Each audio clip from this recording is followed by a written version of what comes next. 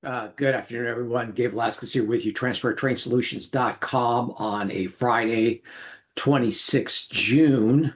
Uh, yeah, not a lot happening on an index level.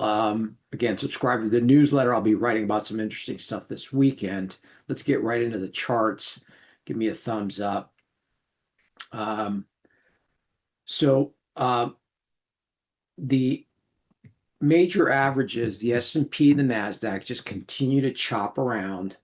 You can see it's been just a sloppy, choppy trading literally all week. And that really has to do with the rotation. My theme here for my members over the last 2, 3 weeks has been rotation, rotation, rotation. You can see that today. In fact, we bought ServiceNow yesterday.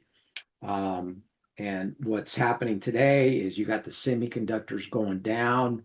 And anytime that happens, they buy and rotate out of semiconductors into software and other areas of the market. And that is probably why, that's why the indexes keep churning here because money's not really leaving until everything goes down or goes up at the same time.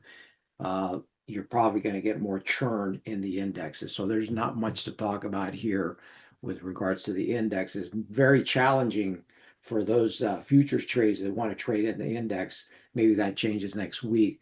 But there's a rebalancing in the Russell. I wanted to point that out because there could be some volatility coming into the Russell, especially the Russell futures starting next week. Keep an eye on that. VIX really, this is reflecting just kind of a little bit of an elevated VIX, but nothing new. We may have to see a bigger sell-off in order for the VIX to get up to maybe 25.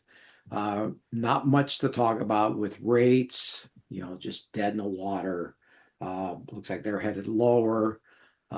Dollar is kind of at those levels. I wrote about it over the last weekend, and we had that big strong rally in the dollar. It is pulling back. Still remains to be seen whether it pulls back all the way down to 100. That is impacting some of the currency markets, the Japanese yen, which I've been talking about ad nauseum. It's still kind of just hanging around. Gold is bouncing as we're getting a little bit of a pullback in the dollar. All the metals really getting a little bit of a bounce here. Nothing to write home about. Copper is also very interesting here.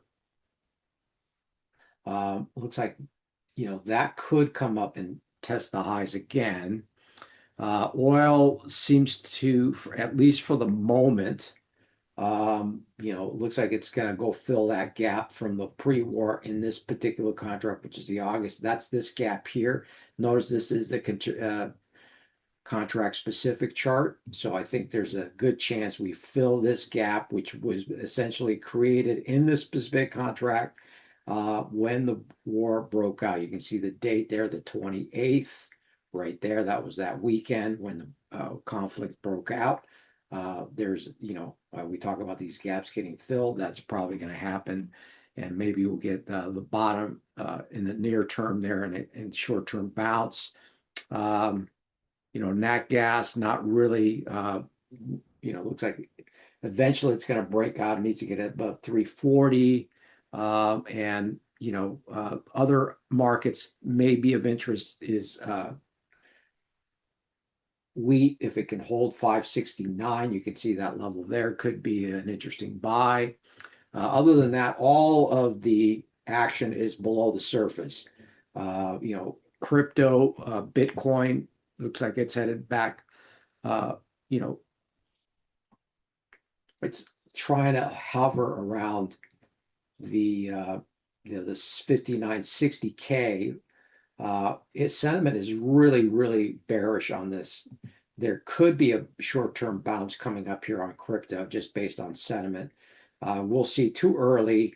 Even every one of these rallies is just sold into. So we may need a washout type of low. You can see we're kind of basing out here, which could, you could get a bounce, maybe up to 62, but maybe a dead cat bounce. I don't know. We'll see. We're still too tricky. Ultimately, I think we're probably going to need to get into the 50s And we're also going to need, we can't get this thing moving higher unless we get a significant rally in the NASDAQ. There is that correlation as well. So, that's what's going on.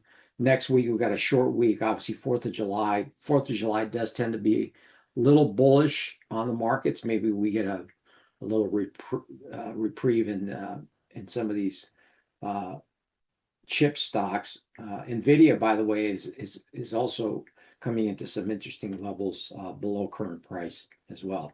In any event, have a wonderful weekend. Subscribe to the newsletter, give me a thumbs up, and we'll be here on Tuesday, and then Friday, obviously, we're off because of the holiday. Take care.